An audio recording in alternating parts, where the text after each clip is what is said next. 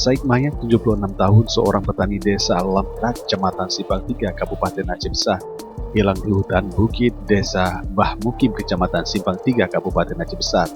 Korban tidak pulang ke rumah pada hari Minggu 19 April 2020. Said Mayat berangkat dari rumah pukul 10.00 menuju embung di kawasan pergunungan, namun tidak kunjung kembali ke rumah.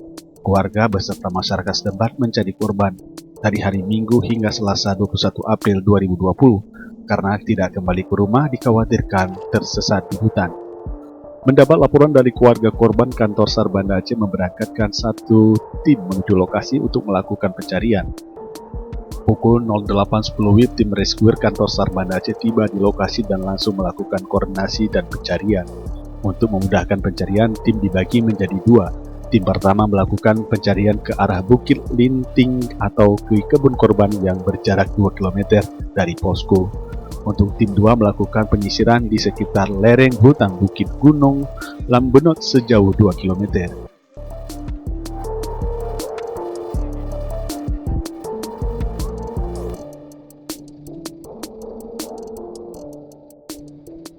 Kepala Kantor Pencarian dan Pertolongan Basarnas Banda Aceh Budiono menyebutkan tim rescuer terus melakukan penyisiran. Pada pukul 12.30 WIB, korban berhasil ditemukan 500 meter dari posko ke arah Bukit Linting kebun korban dalam keadaan selamat dengan kondisi lemah. Selanjutnya tim 1 mengevakuasi korban ke posko, kemudian dirujuk ke Puskesmas Simpang 3 untuk mendapatkan penanganan medis.